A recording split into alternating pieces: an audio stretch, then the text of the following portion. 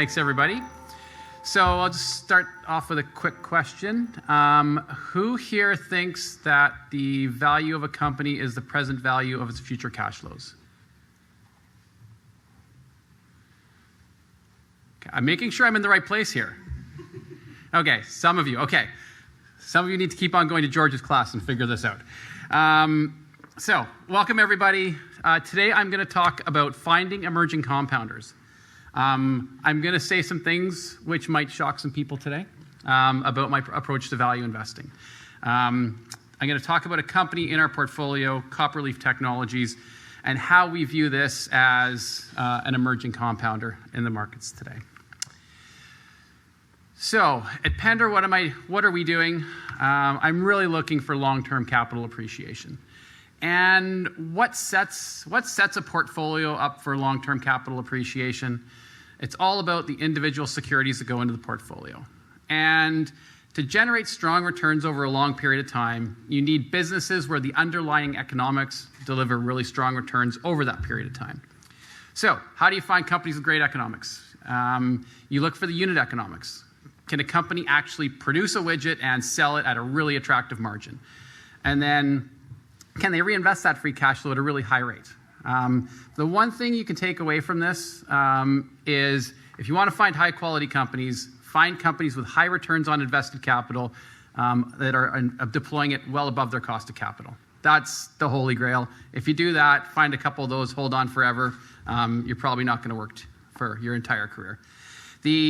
Finding companies with long runways and strong competitive advantages to protect that runway. It's great to have a long runway and the potential to compound, but if someone comes along and takes your place, compounding is disrupted. And having a strong management team who is nimble, flexible, reflective so that when facts change, they're able to adapt to the times. You really want a management team who has the ability to execute on the vision and the business over the long term. Why do we look in small cap stocks? It's a less efficient part of the market, particularly in the world today. We've been on this journey of interest rates going to zero. It's created a large liquidity bubble that's moved through financial markets. And as this liquidity bubble's moved through markets, it's pushed people into larger, more liquid asset classes. So what that's translated to in the stock market is people buy mega cap stocks and people pull money out of small cap stocks. So it's created this current market environment has created a very inefficient part. And if you kind of look at valuations in the market today, I think S&P 500 is trading at about like 17.5, 18 times next year's earnings. S&P 600 small cap index is trading at 12.5 times. If you go back and there's probably a couple finance courses that might talk about the small cap effect. Well, small caps generally trade at a premium to large caps. And here we are at a period of time where small caps are trading at 60% or at 70% of what large cap stocks trade at. But you can't eat relativity. And when you look at valuations from an absolute perspective, trading at 12.5 times, the last time we've seen valuations like this in the small cap market was for about a heartbeat in 2020 of March. 2009 March at the heart of the financial crisis, and 2002. So when we're looking for inefficiencies and cheap stocks, we're in a really, really interesting part for small caps today. Also, small caps, not a lot of people cover them. So you really do have an opportunity to gain an analytical edge. And I would say not just for me and my team, but I talk to a lot of very sophisticated individual investors who are running their personal accounts, and they may have worked in an investment firm, but I know some individuals with $100 million RRSPs, and they run 5 stock portfolios and have a better track record than a whole bunch of people who are very well celebrated by the investment community. I'm not saying you all drop out of school and focus on your RRSP, but there is an opportunity to compound capital there. When you're looking at small cap companies, you're generally finding companies earlier in their development. You're finding newer companies that are addressing new markets. So part of generating long-term returns is having that ability to compound over a long period of time. You're more likely to find that in a company that's in the earlier innings of their journey, as opposed to something that's been around for 100 years. And I am a tech junkie, so I have to use some tech lingo in here. And looking at volatility, a lot of people think volatility is risk, but I view volatility, it's a feature, it's not a bug. Small cap markets are very volatile, and this actually allows you to trade around names. And when you understand the underlying value of a business, it really gives you an opportunity. Like, small cap market will get flushed out, and you can buy something well below the intrinsic value. It also gives you opportunities to sell things when they get quite overvalued. And so volatility works both ways, and I very much view it as a feature in small cap investing. Our approach, as Tyler mentioned, I started in private equity and venture, and our investment approach we really call is our private equity approach to public markets. And what this means is the first part is the due diligence we do. And anybody know who this is? Hands up. No? Oh, well, you should go home and buy this book. It's Phil Fisher. He wrote a book called Common Stocks, Uncommon Profits. Wonderful read. And he coined this his scuttlebutt due diligence. And what that is in the private equity world is, when you buy a company and you have to hold it for 10 years, when you don't have the ability to sell it the next day in the stock market, you have to get to be way higher level of conviction that you want to own the company. You can't make a mistake. A mistake is unrecoverable. So what do? Well, you're out there, you talk to the customers of the company, you talk to people that work at the company, you're talking to the suppliers, and you're out there getting that data yourself. Because in the small cap space, JP Morgan doesn't cover it.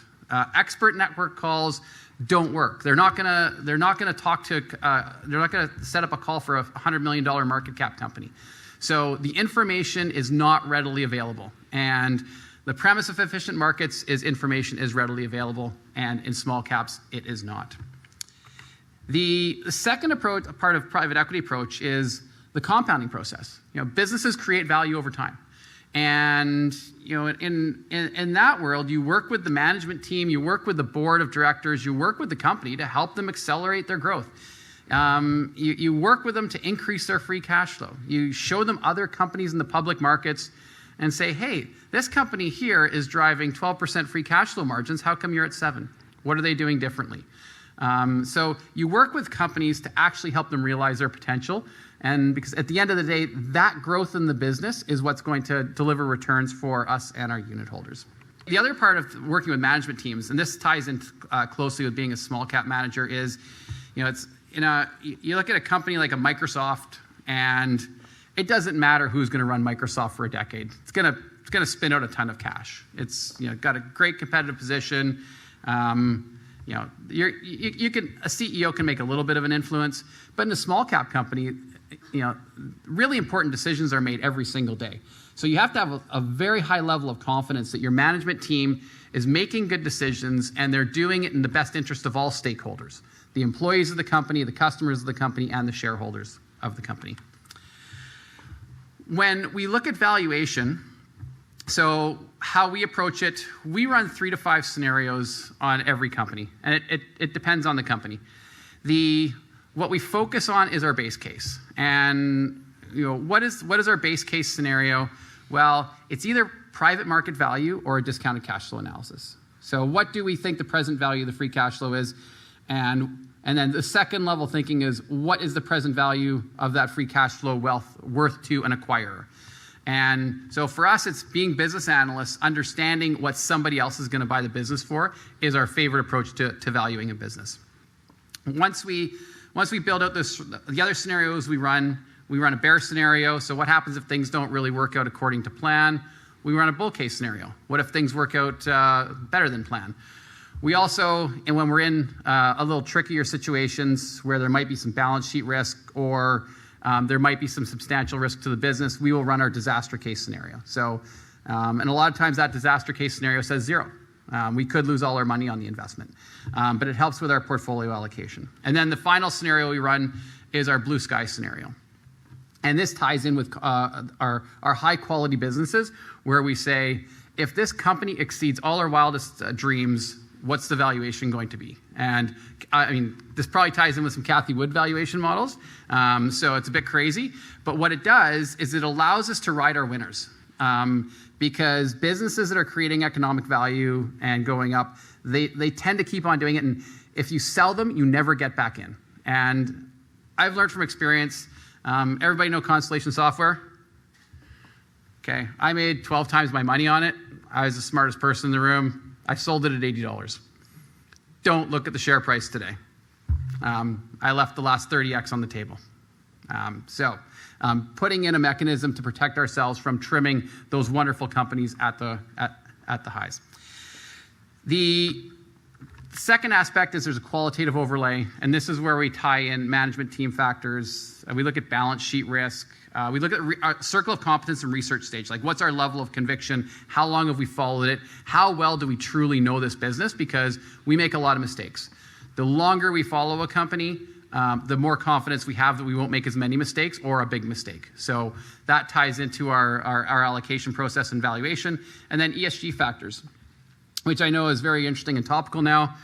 But there's data out there that shows that funds that have focused on ESG factors actually provide alpha to their unit holders. And I think there's a lot of top-down pressure from large investors on ESG, but as just a regular old business analyst, it makes a lot of sense. Like we're focusing on business quality and risks to the business.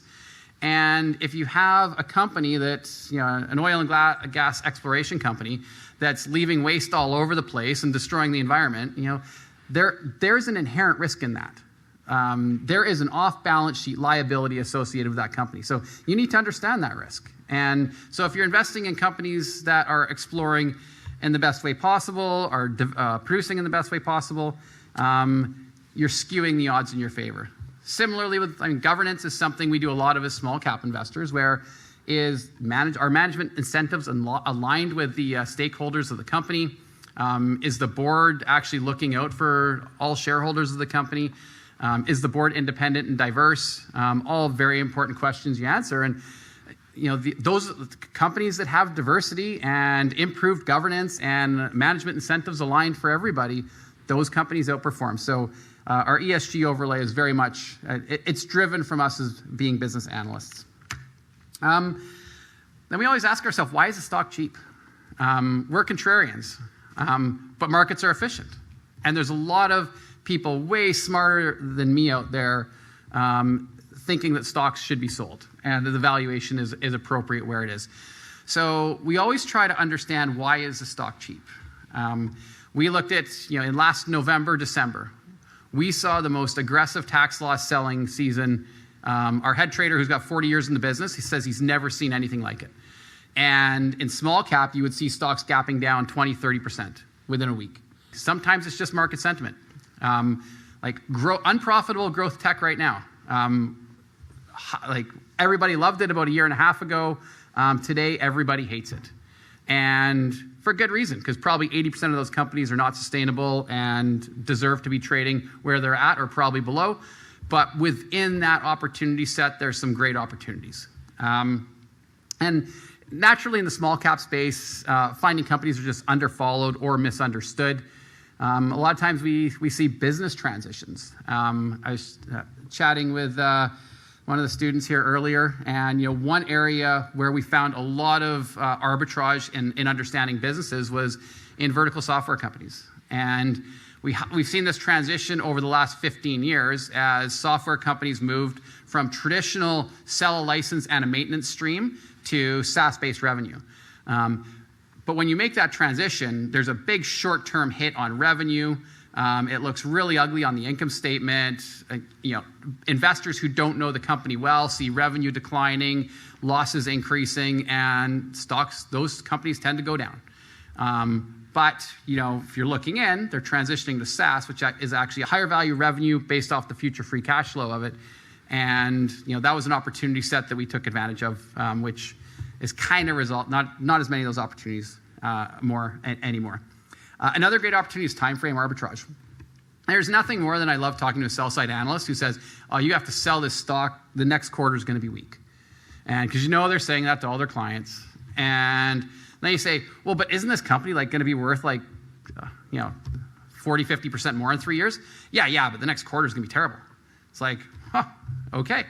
Time frame arbitrage, just looking out a little bit further and being able to handle that volatility around the quarter is another opportunity. So really understanding why the stock's cheap and going so far as to talk to investors who are short the stock. What is their thesis? What are you missing that they know? Because you might think you're right, but you might actually be wrong, and you'll save yourself a lot of headache if you don't buy a value trap. Our risk management, we look at what we call the trinity of risk. First and foremost is balance sheet risk. There's a old race car driver, Rick Mears. He had this great quote, "To finish first, you must first finish." And if you have an over-levered balance sheet, you can see it right now, you aren't going to finish. So you're not going to win, you are going to lose money. So always be aware of balance sheet risk. This is the easiest one to avoid. It's all out there in the balance sheet. You look at the cash flow, you can analyze this one pretty easily and know if it's there. So it's the most frustrating because it is the most avoidable. The second is business risk. And this is really nuanced, and this is where me and my team spend the majority of our time. It's what is the competitive landscape happening? What is the risk of a better product from a competitor coming along, a competitor doing something different to disrupt your business? What is how big is the avail? Is the product near saturation in the market, so the growth rate's going to change? All these things that factor into, is a business actually going to be able to sustain its growth rate and continue to generate cash flow and increasing free cash flow into the future? And then our third part of the trinity risk is valuation. And this is pretty simple. If you pay too much for the best company in the world, you're not going to make much money. You look at, people bought Microsoft in 2000 and they broke even in 2021. That was a pretty tough period of time to get basically a flat rate of return. So even though Microsoft is a wonderful business, valuation does matter. When we look at our portfolio weighting, we have high-level fund constraints. So my max position size on initiation is 5%. And then there's a whole bunch of factors that influence that, primarily valuation and IRR. So when we run our scenario analysis, kicks out our IRR, and we optimize our portfolio for the highest potential IRR. But then overlaying that are those weighting factors is where our qualitative factors come in, like management team, circle of competence, all these other factors I mentioned. And then also from a portfolio perspective, we look at customer industry risk. Because when we look at risk at a portfolio, I don't care if I have 100% of my portfolio in technology, what people buying PCs and laptops and smartphones and routers and all these devices, that's not going to hurt my portfolio at all. It's who are the end customers within our technology portfolio. So Copperleaf, who I'll speak with today, they deal with large utilities. Sylogist, which is a large position of ours, they sell to local governments and not-for-profit organizations. So it's really understanding who the end customers are, because that's where the real risk is in the portfolio. It's economic disruption in those market segments, which will slow down those companies and impact those companies' ability to generate free cash flow. So, portfolio example. Copperleaf Technologies. What is anyone heard of Copperleaf? No. So they're a leading global provider of AI-powered enterprise decision analytics software for utilities. So they originally were in, their original product was sold to a nuclear company who was building out assets. It was founded in 2000 as a consulting company. I met the founder, Lynn Casey, in 2002. Had a wonderful idea, maybe had a product, had a great dream. We didn't touch the company. New management team came in 2009, and they launched their first actual product in 2010. As I mentioned, their first client was a nuclear electricity generation industry player. In 2010, the company got a B round of financing. It was about $8 million. My partner, who runs our venture portfolio, Maria Pacella, led this financing with Woof at that period of time. So this is a company we've been loosely following since 2002, closely following since 2011 when Maria joined the board. In 2019, they had a strategic investment by National Grid, which is a UK-based utility. And in October of 2021, they IPO'd at $15 a share. And we got really excited because stock went to $26, I think. We weren't super excited because we had a 6-month lockup, so we couldn't sell any. We might have sold everything if we could have, but we weren't allowed to. And they completed a CEO transition in January of this year. So what does the company do? If you think of utilities today, they've got a whole bunch of stuff out in the field. And they have no idea the age of a lot of their assets in the field, their power lines, their towers, their generating capacity. How do you actually track what needs maintenance and what doesn't? Because what these utilities used to have to do is send inspectors out and go take a look at all this. And that was really inefficient, really costly, and utilities needed a solution to do it. So they built a software product that allowed companies to actually, with predictive AI, figure out which assets actually need to be replaced, which need to be serviced, creating a really strong ROI for servicing of these assets in the space. The other product line they have is dealing with capital expenditures. So if you're a utility and you need to create X amount of energy generation or electricity generation, Y amount of water for consumers, you have to be able to plan that out. And there's all these factors that come into play. And you've got ESG factors coming into play. You've got capital constraints. You can only spend so much money. So how do you actually figure out what the best possible decision is for the utility? Because you usually got you got Bill over here fighting with Lana over there over which project makes more sense, and they're both promoting their own projects. So it allows utilities to compare their projected capital expenditures on an apples-to-apples basis to optimize their capital budgeting. And this is really important because if you're a utility and your regulator wants you to justify when you're building new projects why you need to build it and what the cost is going to be, because it helps set your rates. And so by using Copperleaf technology, the rate approval is 33% faster than I think it's 33% than other utilities. So significant value add for utilities using this software, working with regulators.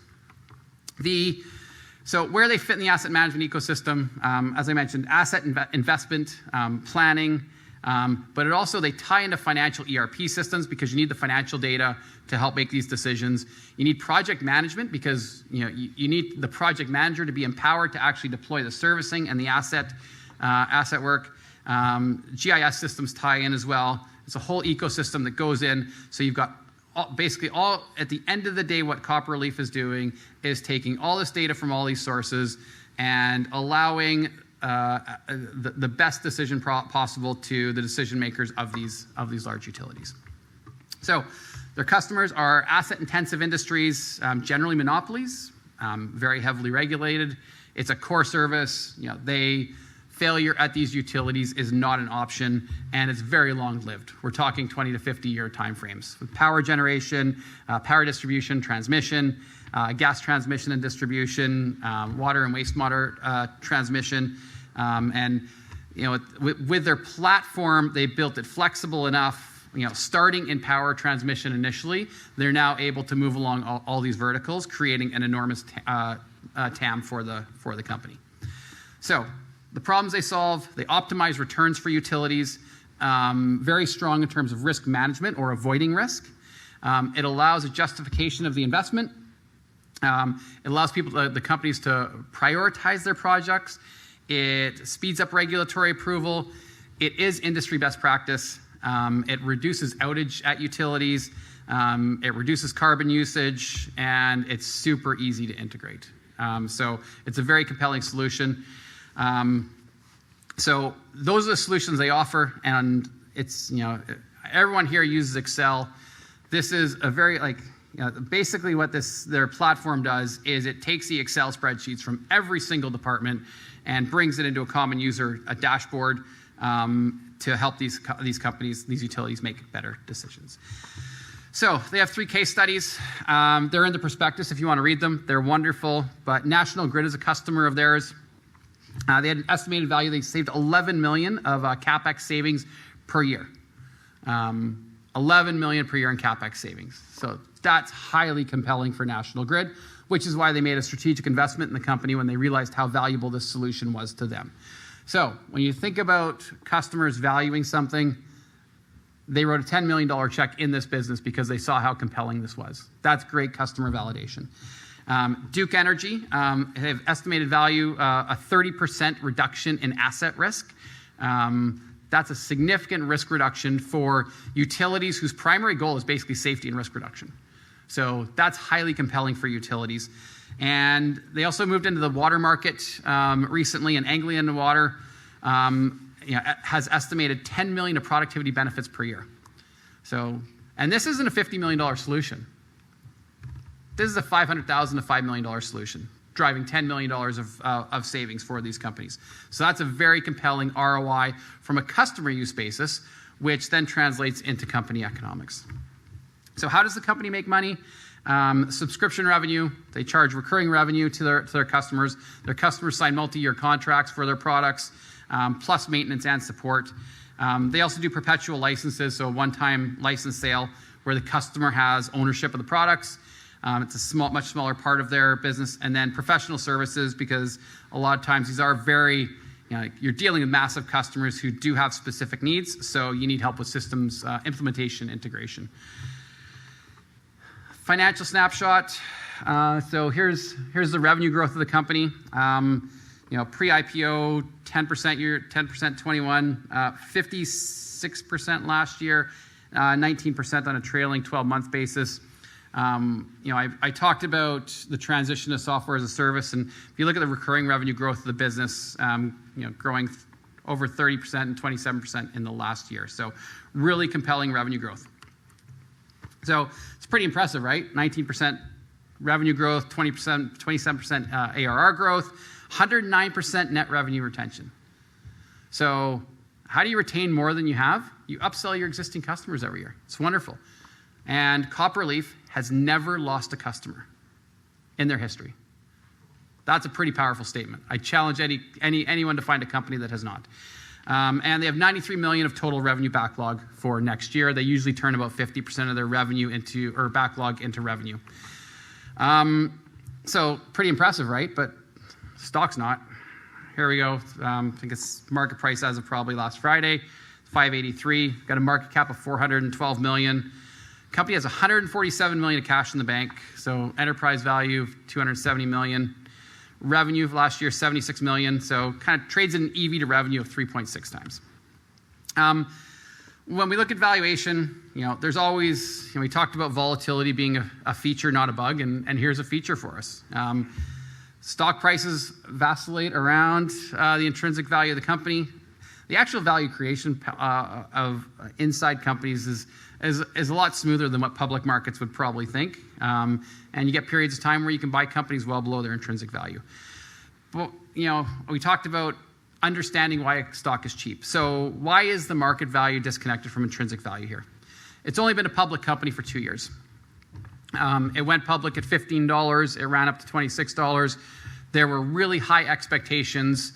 They hit revenue growth of 56% that year coming out of their IPO. I'm sure some people extrapolated that 56% revenue growth in perpetuity at a 0% discount rate. So, I'm surprised the stock stopped at $26. The company's unprofitable. It has a very misunderstood sales cycle. So when you're selling to utilities, it's generally a 24 to 36 month sales cycle. Copperleaf has got theirs down to 19 months.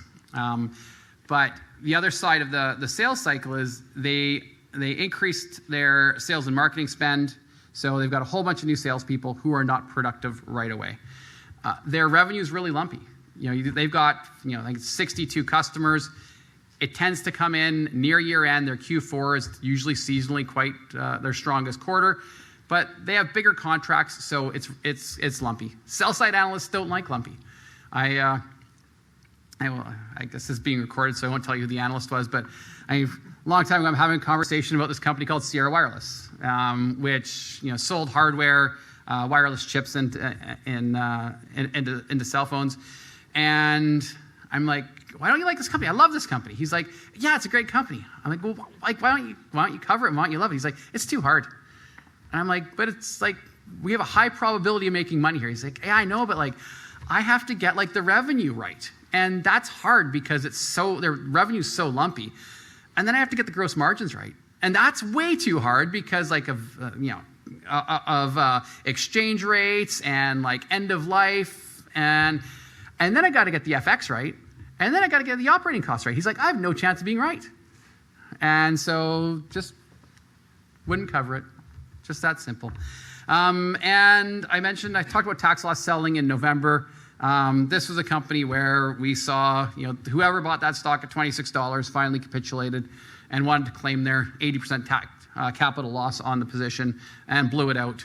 So you would have saw a bunch of blocks. If you look at the trading volume of Copperleaf at the end of November, you'd see a whole bunch of like big blocks coming through and the stock price going down. And that is not a rational seller, in my opinion. If kind of going back to this, like short history is a pubco. That's reality. Nothing we can really do about that. Company's unprofitable. That is highly concerning.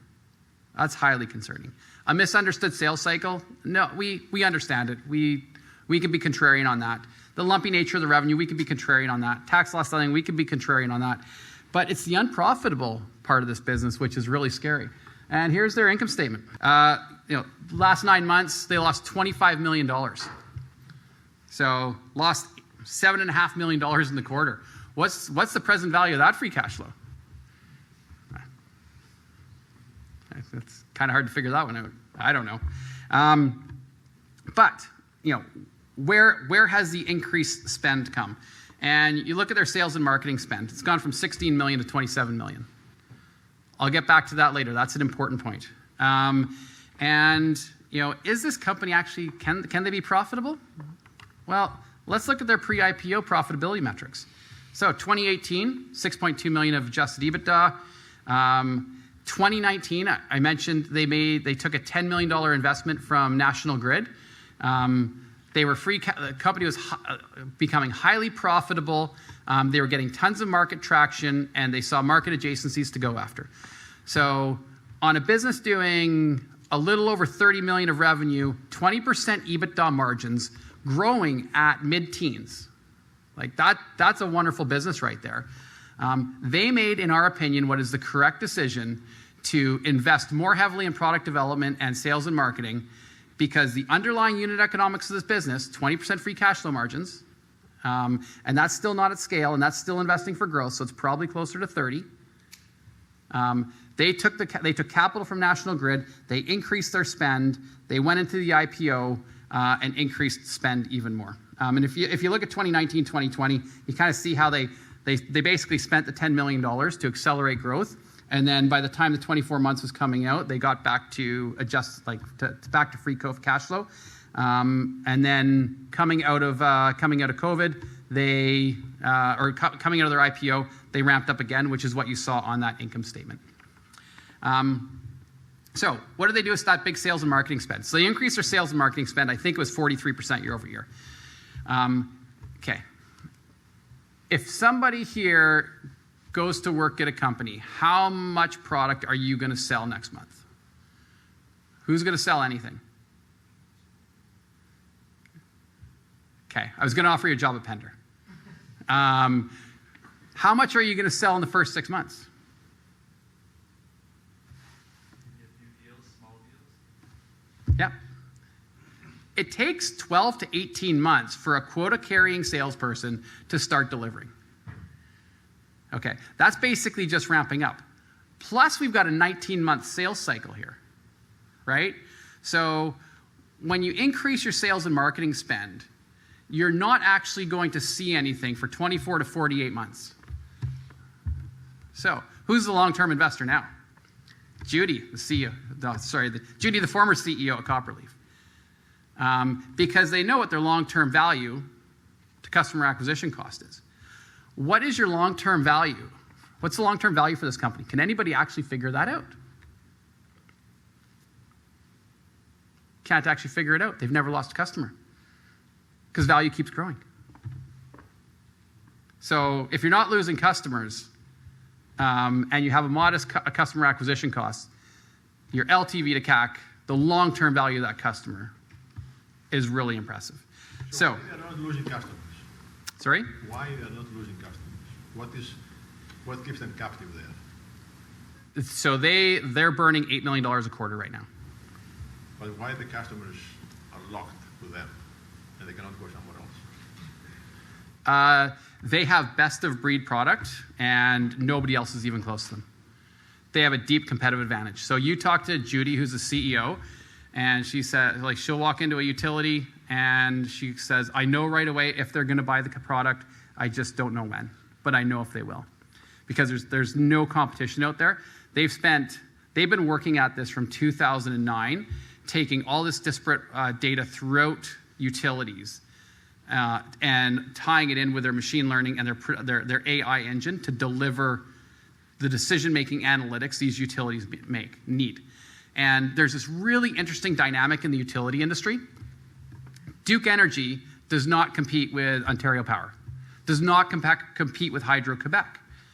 So all these utilities all talk to each other. And so when one product is better than other products, everybody gravitates to it.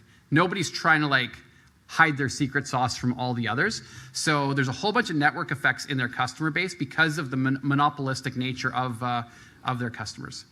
So, but it's the functionality of their platform. They go in to pitch to a utility who is using spreadsheets from generation, distribution, and transmission. They've got Excel spreadsheets coming from every part of the organization. They got project management in there.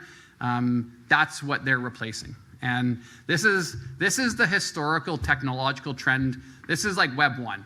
This is replace spreadsheets with something better. And this is that's really what's fueled technology from late 90s to mid 2000s.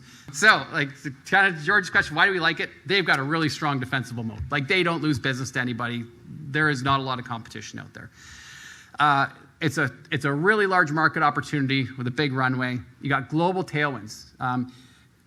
Utilities need to report their ESG footprint to their stakeholders. They can't do that right now. They can do it with Copperleaf. They have a really sticky customer base, so it's a really high ROI for their customers, which is why they don't lose. Another reason they don't lose customers. And there's a lot of growth drivers here. Continued expansion in their existing customers. A lot of times they'll win in either distribution, they'll win in generation, they'll get in part of the organization, and then they roll up throughout the organization. If you read the prospectus, there's some really interesting case studies showing their customer evolution of how a $500,000 contract turns into $15 million over the course of a few years. The market opportunity, they started, first customer was nuclear, but they really got started in electricity distribution or generation, and then distribution and transmission. Getting a lot of traction in water right now. They signed their second customer in that space. So ramping up in that vertical. A lot of other verticals with the key drivers, the same disparate data, necessitating the same decisions that these companies need to make. And so they're very well positioned in a lot of these verticals today. So the key drivers, ESG in particular, everyone needs to talk about, there's an increased emphasis on age of assets, particularly as we renew the grid. If you think about this transition to renewable energy, the current grid doesn't support it that well, because if everybody has solar panels on their house, rooftops, in the middle of July, there's a whole bunch of power going back into the grid. That takes a whole bunch of reinvestment to be able to support that. So we're moving there, but there needs to be a bunch of investment that goes into the power grid to do this, and Copperleaf helps drive that. So as I mentioned, 100% customer retention. their customers love them, and it improves their planning efficiency. They get 20% more value from their portfolio of assets. They're able to execute on their plan. They can actually, once they have a plan, they actually can do it on schedule and on time, so it's 10% more efficient. And they dramatically decrease risk for these companies with 30% reduced risk exposure. So our growth drivers, first, they land a new line of business. Then they try to expand with additional features in that line of business. Then they can take that into other parts of the organization, and then they go enterprise-wide. So as they move into a customer, they go single line of business, and then expand up into the full stack of customer needs. The management team, they've been there, done that before. The management team primarily came out of Creo. When Maria led the financing in 2011, they brought on a CEO, Judy Hess. She stepped away at the end of last year, so a new CEO was in place. But Judy recruited the team that led the development of Creo. So it's a team that's built $1 billion company in the past and has a track record of execution. And Judy's great. If you ever hear her talk, what she will always talk about is culture and the culture of Copperleaf, because Copperleaf is the sum of all the people that show up at work every single day there. And she's built just a wonderful organization where everybody is there trying to deliver awesome solutions for their clients and improve their clients' experiences. So when we look at it, we've ticked all the boxes. It's got a huge available market, an experienced, disciplined, aligned management team. Management owns a bunch of stock here. The unit economics of the business are great. And from the risk side, the business risk is low, zero customer churn. When we look into what's going to happen in the next 12 to 24 months with a lot of macroeconomic headwinds, they're selling into utilities. They will experience a slowdown. Everybody will, but this will be a lot more muted than what we might see in some more consumer discretionary focused parts of the market. Balance sheet risk is low. They got $145 million of cash and no debt. And valuation risk is low in our opinion. I think it's very undervalued and misunderstood by the capital markets, because right now everybody thinks if you're losing money, you're going to lose money forever. We saw this company make money in the past. We understand their growth spend. We understand where we think that growth spend is going to drive the business. And when we look out 5 years, we think it's a tremendously undervalued company today. So our valuation summary. Our bull case, assigned a 25% probability to that, looking at a 35% annualized growth rate. That's obviously on the high side, but that's our bull case, drives a $35 share price. Our base case, this is private market value driven. So conservative, we say it's worth $18. That was a real bid. So that's private market value. And our bear case, $6.50 a share. If the company doesn't hit the growth targets, assign a much lower multiple EV to sales, and we have to liquidate the position. So probability, it's $7.50 a share, currently trading at $5.69. So 33% internal rate of return here. Just a couple of things you mentioned. One is you said that the ESG companies outperform. Now, before ESG, there was responsible investing. And that we had a long time series of these companies. There was no really evidence in the long run they outperformed. Now, the ESG is a new stuff. Now, how long are these series you're talking about? To show that a strategy outperforms, you need to have a long time series, because why they have outperformed in the short run is because all the ETFs go and buy them, right? Because they've got these ETF ESGs. So how long are the series that you're talking about? Over how long period you said that ESG outperformed? I don't know the exact time frame. I'm pretty sure it's greater than 20 years of time series data. So not 100, but 20.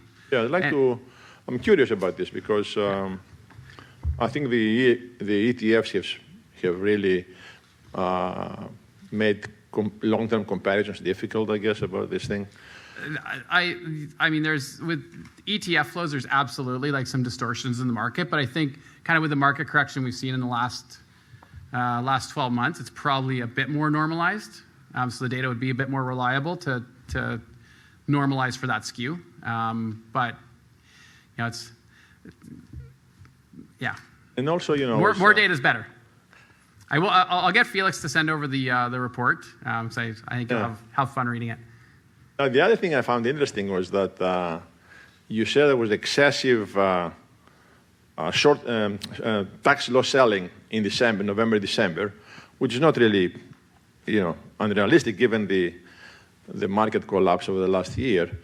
So do you think this January strength we see in the stock market is a knee-jerk reaction or a cat bouncing?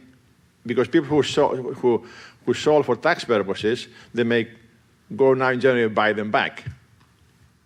You see any of this stocks activity? Totally agree. And it'll probably go on for a couple more weeks. We usually see this effect last into middle of February, sometimes end of February.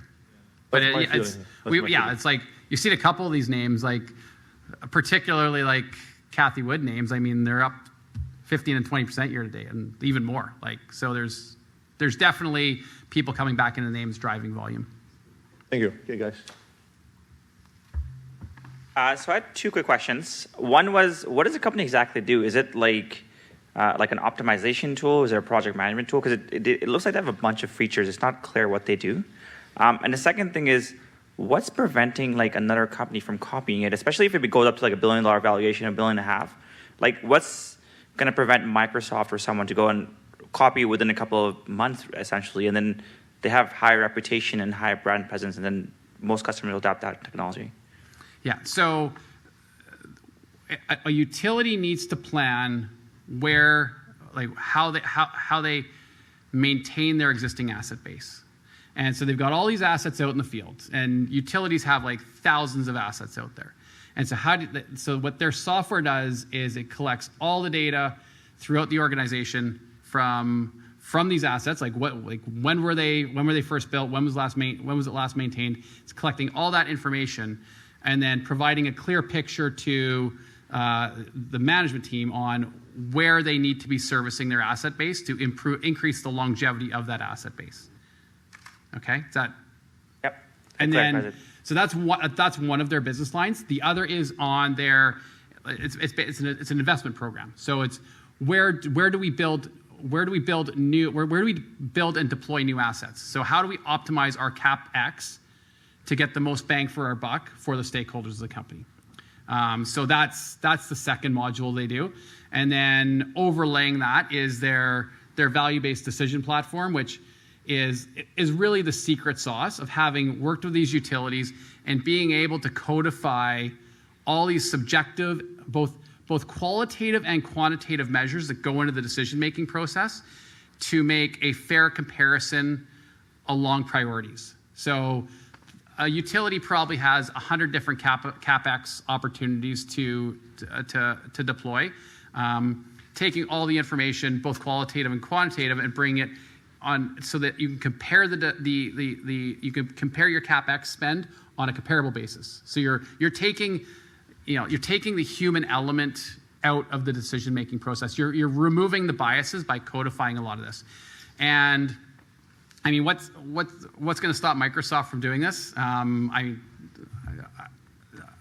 not going to say Microsoft because I know it's not really, it's too small for them at this point. But another company could try and replicate this. It's that years of consulting experience where they've worked with customers on deployment and understanding those client needs, which is created the drive in the AI engine, which allows for the optimization of the decision recommendation that comes from their platform. So it's all those years of accumulated knowledge of working with all these different customers and understanding them. And they're now at a point where they can start to see common threads so they can move more quickly into a market adjacency. They've got tons of experience in electrical distribution and generation. There's a lot of similarities with gas. So they can move more quickly because of that accumulated knowledge. And then the other aspect is, people, a lot of people will buy IBM, right? Large companies love to buy IBM. But when you've got the strong customer referrals, that outweighs the security of going with a big company with an unproven product. So I think it would be hard for a big company to come in here. I mean, I think if a big company wants to come in here, they would just, come and overpay. Thank you so much. Insightful talk. Probably going to pick up a few shares later. I noticed Pender. Do your own work. Sorry, what's that? Do your own work. Compliance makes me say that. I noticed Pender offers like a technology inflection fund. Yeah. I would be like curious to hear about your thought process there. How do you know when a technology is about to go on the Maria runs our venture side, so that's our venture capital fund. And what we look for on that side is technology companies that are into revenue and have demonstrated product market fit. So there's a bunch of different risk factors you need to mitigate in the technology life cycle. So first of all, it's like, it's a cool technology. Does it work? Like, can you actually make it do what you think it's going to do? And a lot of brilliant engineers can do that. Second point is, does anybody care? Is anybody going to buy it? Because we've seen so many companies, like we got the coolest technology, but nobody's ever going to buy it. It doesn't actually solve a real world need. So what we focus on is companies that actually have that product market fit, where they're into revenue, they've got several customers, like multiple customers that have verified that yes, this product does provide us an ROI, and we're willing to buy it. And then so that's when we would look to, Maria and her team would look to invest, because once you get that product market fit, like that's the real lightning in a bottle. And we can come in and provide the capital to accelerate the growth beyond that. And I would tie that in with Copperleaf, where they've got great product market fit. They're taking that into adjacent markets, and they raised a bunch of money on their IPO to deploy it to ramp up the growth in those verticals. So that's our inflection stage. Do you worry about timing? Like how do you get confident around that? In what? Because like I just noticed the fund, it was like maybe it was just advertised as capturing like the I guess like the potential right before it takes off. So that sounds like you have to look at some metrics to get the timing right for that. Well, so are we talking public markets or private markets? I'm guessing public markets. Okay, so I mean public markets, the data shows you. Right? Like you can see the revenue growth. You can talk to the management team and understand where that revenue growth is coming from. And the best thing, so you can get that customer validation. A really interesting data point you can look for is when your free cash flow is when the company turns the corner and it's dropping more to get to free cash flow. So your loss will be, your revenue is increasing, your loss is shrinking. So that's when you can see that trajectory to profitability and understanding that rate of change. We will also, when we're looking at a technology company, we'll screen like all their job postings over the past 10 years. And so we're looking at the job descriptions of what people have been hired for. And that will tell us, if they're hiring customer service people, that's because their product isn't working that well. It's not that scalable. They're needing to throw people at it to make it work and satisfy the customer. If they're hiring salespeople in new geographies, if they're hiring developers, which the job description will be focused on something we know that's on their product roadmap. We know that's for new product development. So we can actually look through the income statement, tie it in with job postings, and understand how much of that incremental spend is tied to maintaining the existing customer base or acquiring future new customers. Because the business itself, this is all about the future free cash flows. And at end state, we expect these companies to be kicking out a lot of free cash flow. But the economics have to be there. And if you see them just reinvesting in customer service and throwing developers at problems, that's a business that's probably going to lose money forever and probably go out of business. So understanding that difference is really key. Thank you for the amazing presentation. I just wanted to ask about the liquidity that you face in small cap stocks. Like, how do you manage the liquidity risk when you're dealing with a small cap mutual fund? That's a good question because I go microcap. So I'll go into fairly small companies and it can take a while to accumulate a position. It'll also take a while to sell a position. So, when I talk about we try to focus on higher quality businesses because, high quality business, if the economic value is increasing, eventually people start to recognize it and the market comes to you and you don't worry about those. It's when you're wrong. And, we hope we bat 500. That's a pretty good batting average in the investment world. So 50% of the time we're going to be wrong. And if we get the economics wrong, we have to figure out how we're getting out. And so sometimes it's looking at the liquidity of the underlying stock and making sure we don't make it too big a part of the portfolio so that we're able to liquidate. At the end of the day, sometimes we have to, if companies aren't performing, we have to push for a sale of the company outright to get liquid on our position. And we've done that a few times over the years. Secondly, I just want to ask what future do you see for activist investing? As you see, passive investing has been taking over for the past 3 decades. So what future do you see for security selection and active investing for the next? Well, I think you should read George's article in the Globe and Mail today. We've seen this period of time where liquidity went into mega caps and whatnot and drove S&P 500 and NASDAQ 100. And it's a positive feedback loop. Why would anyone buy an active manager in the last 10 years? I mean, you're doing great just buying an S&P 500 ETF. But we're in a period of time where, future, it's trading at 18 times next year's earnings approximately. And there's a whole bunch of economic headwinds out there. And we're starting to see maybe these companies aren't all they're cracked up to be. And so this really becomes a stock picker's market in this type of environment. And it's all cycles, right? The 2000 to 2010 was a total stock picker's market. And I remember going to Value Investor Congress in New York and Ackman and Einhorn and all these guys up on stage and they're rock stars. And it was great. And now, everyone loves Vanguard, right? So it's cycles and it comes back. And so for us, the other area is active management is more important when there's a lot of uncertainty and turmoil in the world. So there's a lot of companies that are going to be able to adjust to the way the world is going today. There's a lot that will not. ETFs will not differentiate. Active managers will. Thank you so much. Welcome.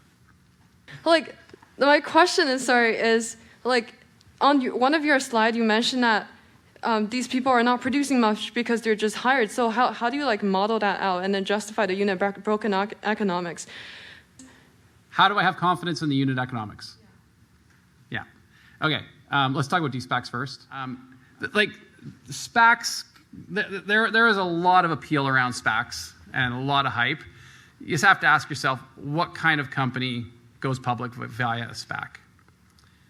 And, how familiar are you with the TSX Venture Exchange? Not really. So there's been brokers across Canada have been doing $2 million capital raises called RTOs for companies for a really long period of time, and it's basically a SPAC, and they can get public with a much lower threshold of due diligence than would be required through the traditional IPO process. So, there are very notable investors who are big proponents of SPACs because it provides opportunities to the masses. And there are some great companies that went public by a SPAC. But you have to be very careful on those. So I would apply a higher level of cynicism to anything that has come public through a SPAC until it's got a longer operating history in the public markets. So back to the question of how do I feel comfortable in the unit economics. The company was driving 20% EBITDA margins pre-IPO. Maria was on the board of the company, seeing every single annual budget, understanding the economics at a really deep level. So we have knowledge others probably do not of that business, which gives us a high level of comfort in the unit economics of Copperleaf. Hello, well, thank you so much. So first of all, my name is Matthias. I'm HBA 1 from Section 7, so one of the HBA 1 students here. Yes, a few others over there. First of all, thank you so much. My question is, how do you do this? and I don't want you to divulge your company secrets, especially on camera, but these are very complex things you're investing in. Some people get degrees, diplomas in these fields, but you have to speed run that to know what you're investing in. And so essentially, how do you research this and how do you acclimatize to the point you feel comfortable that you know what you're doing in something that you've never encountered before? We try not to invest in things we haven't encountered before. So, I mean, Copperleaf, my partner Maria's, like, I've been following the company loosely since 2003. She's been, like, on the board really close to it since 2011. So we've got 12 years of due diligence and knowing that business. Another company we put in our portfolio recently is a company called Sylogist. And I met the previous CEO of Sylogist when he tried to buy one of our software companies in 2005. And I owned the stock probably in 2010, 2011. When we thought it was a good opportunity, we sold it.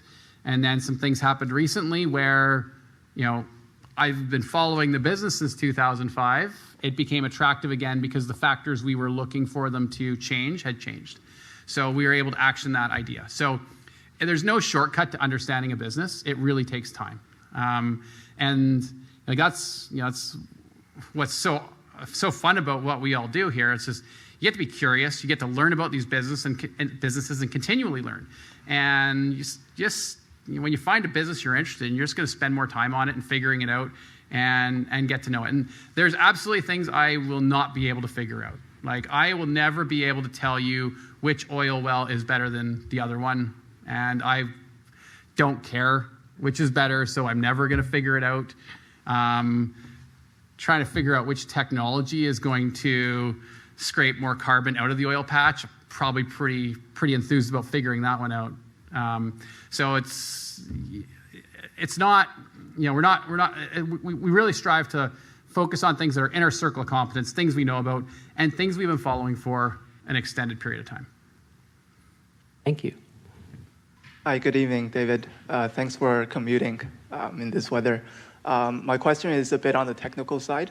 So I was wondering which part of the value investing process can be automated with algorithms or assisted by machine learning? Almost all of it. I mean, when I graduated, I could do a better DCF than most people, so I was unique. Like, that's not cool anymore. We have Canalys, which builds models for us. ChatGPT is really cool. I was learning about a new technology the other day, so I'm like, hey, tell me about this technology. And it gave something back to me in a second that I would have normally asked my analyst to spend a month on. So that's being automated. It's more, the part that can't be is the mosaic and human interaction, proprietary data.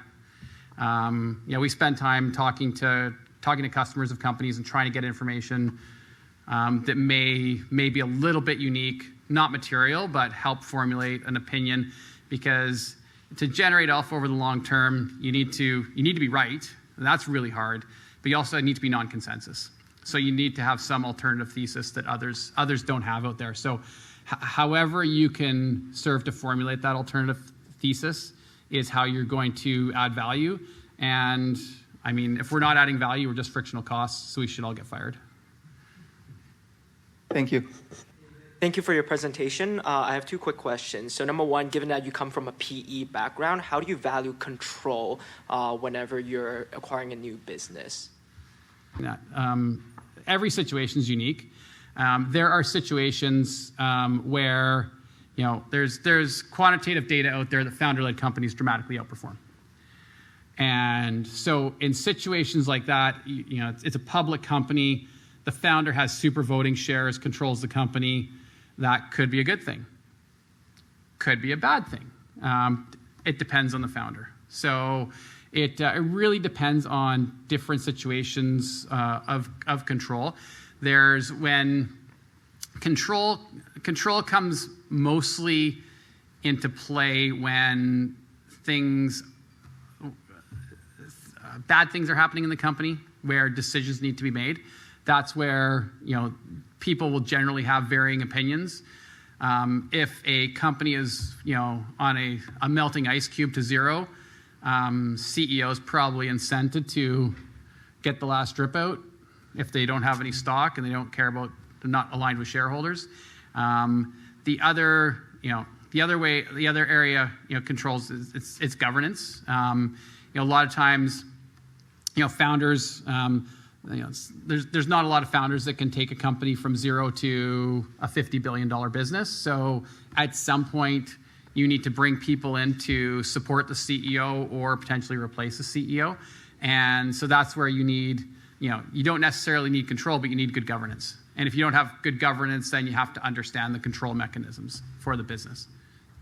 My second question is, as you responded to one of the earlier questions, you mentioned that it is possible for some other players out there, tech giants, to perhaps move into the Copperleaf space.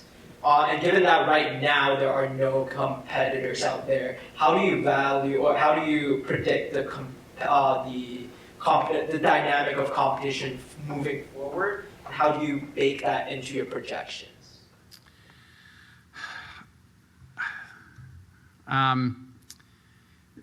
You need to understand what the competitive landscape is and who's coming. So you need to be constantly researching who would potentially be competing against the company in RFP type situations. So you have to figure that out and then understand how those companies are doing.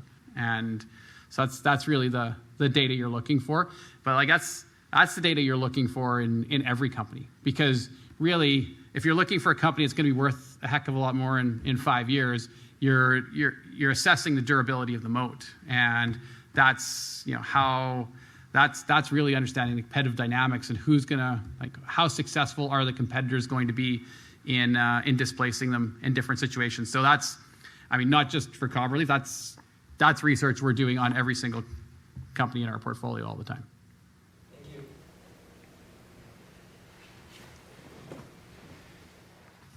Thank you for the presentation. I had just 2 points.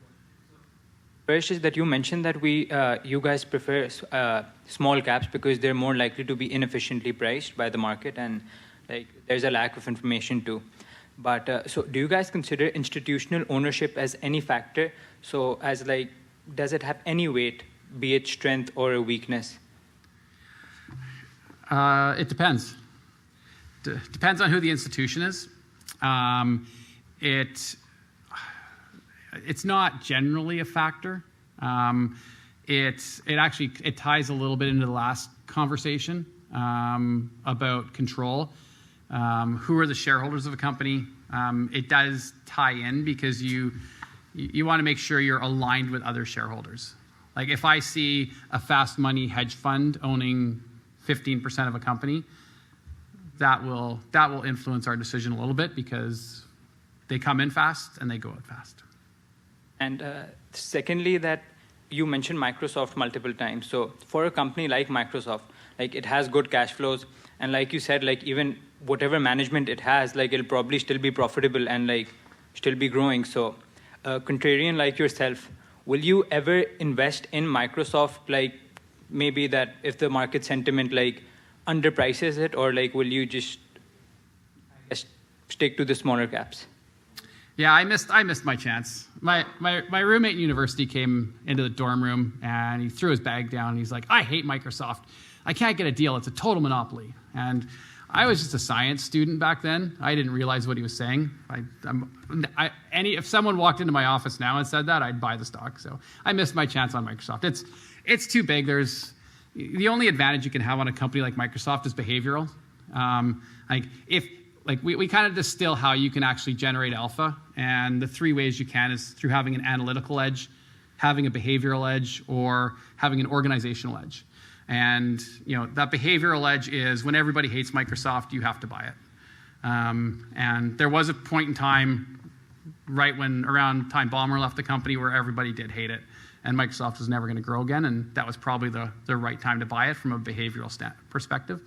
But I get a lot of joy out of having an analytical edge and figuring out things others can't. So the great thing about small cap is you can generally combine the two. Thank you. Hi, David. Thank you so much for taking the time to speak with us. My question is more in terms of the selling process at PenderFund. So we understand that you're looking for high-quality companies, which means the bulk of your return will be time in the stock rather than timing the stock. And so I'm curious, like, how do you go about selling it? Do you tolerate situations where the market price is above your estimate of intrinsic value, or are you constantly trimming to make sure that it's lower weighting? Yeah, so it depends on our view on the company. So with lower quality companies, we call them close the discount situations, which is traditional value investing. And whenever those opportunities get close to intrinsic value, like we try to sell the position completely. Because lower quality businesses tend to round trip quite a bit. So we made our return, and if you hold on, time becomes your enemy. Higher quality businesses, that's where it's all about time in the stock. So our trading, how we manage our position size, once things get to our bull case scenario, it's doing things great, we will trim our position. What I've done is I've put in our blue sky, hard to believe scenario if everything just goes crazy, and that is our sell the entire position peg. But it's rare things to get there. And just one of the lessons I think a lot of people learn on their sell discipline, and it never shows up on your track record, but it's the things you sold too early. And I think I bought Descartes at $5, and I sold it at $20 because it was trading at 16 times EBITDA, and it's at least another double since then. Like, just the biggest errors I've made are errors of just selling stuff too early. So I'm trying to evolve my process to capture that.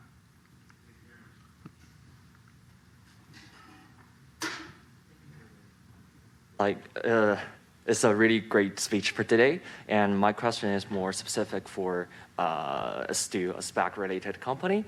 And I just wonder, as you said, for Copperleaf, you gave the base scenario estimation based on the previous pre-IPO valuation of the whole enterprise, right?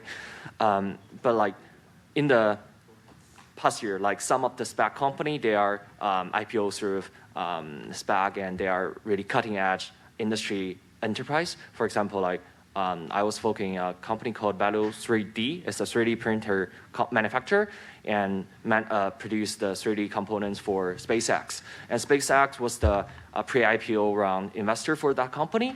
But actually, that company's last year stock price went down, went even lower than the pre-IPO valuation by SpaceX, as well as a company called Rocket Lab. Even though its launch successful rate is even higher before the pre-IPO, but its current valuation is even lower than the pre-IPO valuation. So how do you see the fact that sometimes the industrial investors value the same company is sometimes different than the financial focused investors? So I think you're talking about the indicated value on the de-SPACing process. So they set the value of the company, it's right. So the SPAC controllers say we'll pay you this, we'll value your company at this, and you'll roll it into the SPAC. I wouldn't say it's a de-SPAC thing, because pre-IPO doesn't mean necessarily has to be a SPAC process, right?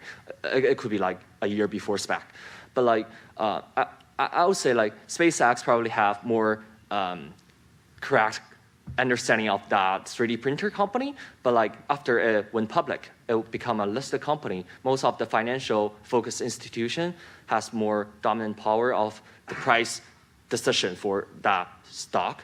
Therefore, these financial focused company may think this company is overvalued than giving a so much lower price, even though compared with the SpaceX. Okay, so SpaceX invested in this company pre-IPO and pegged the valuation. I think it's almost $1 billion. Yeah.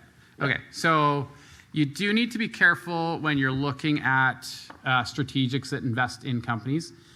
They don't always do so for monetary reasons. SpaceX's business is not making money off its venture portfolio. They could be actually just providing capital to provide security of supply, and they might have no interest at all in what the valuation of the company is. So you have to be really careful when you're looking at strategic investment rounds. You also have to be really careful when you're looking at pre-IPO rounds, because there's an impetus as companies complete additional rounds of financing to do it at higher valuations. And it's because everybody who participated in previous rounds gets to mark their valuation up. And then if you mark your valuation up, your projected IRR goes up, and then you can raise more money for your next fund. So you have to be really careful with pre-IPO prices. Where you could have a bit more certainty is like if there's an unsolicited bid for a company. I mean, that's a real buyer.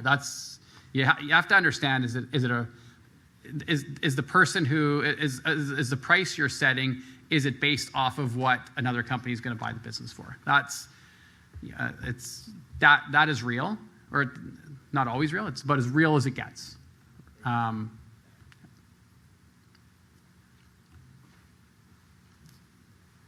Hi, thank you for your talk. My question was more so, before taking value investing, I sort of associated a lot of blue chip mature companies to be like value stocks, because you're essentially investing in them if they're undervalued, find the intrinsic value, so on.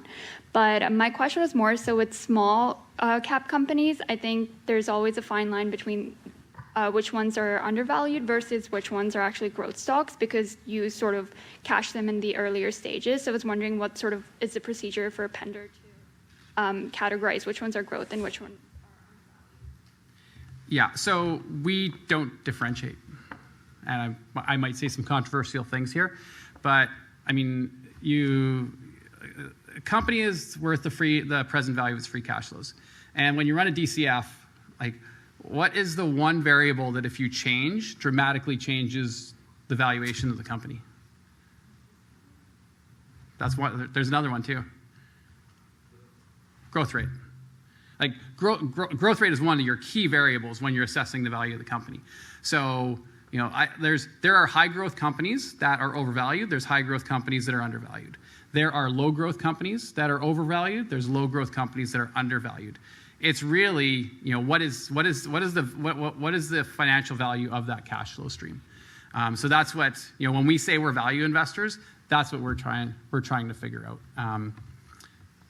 And I intentionally picked this company to talk about today because I thought it might be a little controversial and fun. Hi, David. Thanks for coming in and speaking with us today. I just have two short questions. My first one is, Howard Marks in his latest memo in December talked about sea change. I wanted to know what your thoughts are on how you're working with Pender to kind of adjust to this new era of higher inflation. That's not a short question. There's so many impacts that go into that, because inflation impacts the expectations in the investment community. It impacts our business through wage increases and salary expectations. So there's a lot of moving parts to that. I think when we looking at across our investment portfolio, I mean, the funds we offer, if you look at the small cap premium, a large part of the small cap premium was actually created in the 60s and 70s in a high inflationary environment. And it's not, high inflation isn't bad, it's the unexpected changes in inflation which really drives investors wonky. And but inflation rate changes, it normalizes, and then we're in a new normal, and who knows where that's going to end up. Why small cap companies can take advantage of those types of scenarios is, I talked about management teams being able to, make decisions quickly. The CEO is out there talking to customers. A CEO of a small cap company really has the heartbeat of the entire company. If you're CEO of J&J, it's hard for you to understand what's going on a day-to-day level. It's going to take time for that to feed through to you. So smaller companies can actually adapt to the new environment more quickly and take advantage. and then survive, but then also take advantages of the opportunities that present themselves. Thank you so much. What are your thoughts on when new analysts come in and cover the companies that you cover, and they kind of significantly diverge, and they're broadcasting a message that you really don't agree with? It's part of the business. I mean, we're contrarians, so it happens all the time. Perfect. So it is what it is. Perfect. Thank you so much. Hi, David. I'd like to question your stock pick of Copperleaf in two aspects. The first one being you talk about its competitive advantage, being its experience in the industry. And from what I heard, I think it's more like a data management, a consulting firm. And I know you talk about the experience of 10 years. That's kind of that's a barrier of entry for the newcomers. But I don't think that's a strong enough moat in this AI-powered data management area, because especially in this day and age, softwares like OpenAI's ChatGPT has been that powerful, and I think they can analyze the past data just like Copperleaf has, and because it's AI, it doesn't really take years to do that. And that's why I think it's hard for Copperleaf to become a monopoly in that industry. And the second aspect is that I noticed in their financial statements, the revenue growth has slowed down a lot in the past year. I remember, if I remember correctly, it was 19% compared to 50% just 2 years ago. And I noticed the revenue growth is slowed down despite their increasing spending, extremely large increase in spending on marketing and sales training. And I'm aware you told me about the sales cycle and how it takes a long time for the salespeople to really generate their revenue. But from my opinion, maybe their story is different. Maybe they're struggling with sales so that they're desperately training new people so that they can bring in more sales to fuel their future growth. And combined with the previous point that I mentioned about their competitive advantage being not strong enough, I think maybe their investment in the sales marketing wouldn't just cash out in the future. So that's my concern about the stock, and I want to hear your opinion on that. Well, great question. Tell everybody your thesis. Then I could buy more cheap. The competitive advantage is subjective. I might be wrong. You might be wrong. We don't know. There obviously is disruption coming in data analysis. So you do have to keep your eye on that. But Copperleaf has been using a lot of these tools for a really long period of time. Like machine learning is not a new word at Copperleaf. It's a 10-year-old term at Copperleaf. So, not only just having the data, but being actually ahead on the machine learning side, it does add up to competitive advantage. Sorry, what was the second question again? Second comment? My second comment is about how the revenue growth has slowed down a lot just in the past year. Oh, yes, sorry. So if you look at there was with COVID, there was a big bump. So you had if you look at that year, that 56% revenue growth was unusual. That was not the norm. They got a COVID bump out of that. They've been growing at 15 to 25% most years for an extended period of time. So they've normalized back to 19. And the sales and marketing spend was hired. Ramp started September 2021. So, we're not going to see any impact on revenue inflection for those hires we'll probably start to see it next year. Next year? Next year. Okay, I hope they show great result in next year. Hope is not an investment strategy. And can I ask a second question? That was already two. Oh, I'm just wondering, how do you find those small cap companies? How do they come under your radar? They're out there. We meet with management teams. They come and meet with us, and we just follow them for a really long period of time. Okay, thank you very much. You're welcome. Presentation. Just had a quick question on whether you had any books or value investors that had a profound impact on your investment style and your philosophy. Sorry, value investing books that... Yeah, but any books that you read that had a profound impact on your value investment style and philosophy over the years. You mentioned one book at the start, but Common Stocks, Uncommon Profits was the best one for me because it was really what clarified that I could transition what I was doing in private markets into the public markets. So that was great. I don't read a lot of investment books anymore. I read more industry books, and so that would be. My second question related to the time frame. So for Copperfield, it was 2026, right? So as a fund, you have all these resources and information at your disposal. But as an individual value investor, when you're valuing a stock, you don't really have that conviction. So how do you keep holding on to a stock when you don't really have that much confidence? Like, how do you come up with that patience? Especially when you have options and Wall Street bets on Reddit enticing you to trade like that. So how do you develop that patience for all the young value investors in the room? Thank you.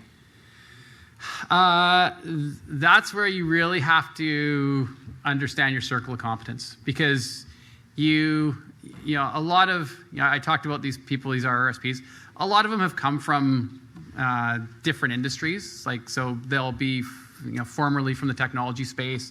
They've worked at a vertical software company, so they understand vertical software companies really well. So they'll have more conviction around the business and the understanding of it. So generally you need to be in your circle of competence. You need to understand the business. Information is hard to come by. There's CEOs of $50 and $100 million companies that will talk to individual investors. So like you can actually get the information directly from them as an individual, but it's not easy. As an individual, I mean, we do something a bit more aggressive. Like, there's the last question. Like, he might be right on Copperleaf. It's 4.5% weighting in my fund. If I knew I was right, it would be 100%. I'll bet my money on you. So we're constantly looking at these things and looking for information. So, I mean, that's what I always hate about presenting an idea is I might find something tomorrow where I want to sell the stock. If you're an individual, Constellation Software was out there and easy to understand as an individual, and you could have bought that a long time ago and rode that for a long time. There's businesses out there where you can understand the unit economics and the return on invested capital is readily apparent. You can see the runway. So it's a lot easier to hold on to those types of companies. So I would, if you're as an individual investor, it's easier to kind of wait until you figure out which of these companies you love, wait till they go on sale one day, put them in your portfolio, never sell. Does that help? Okay, time is up. So I'll ask the last question that I always ask. What is the most important thing you learned in life and investing over the last 20 years?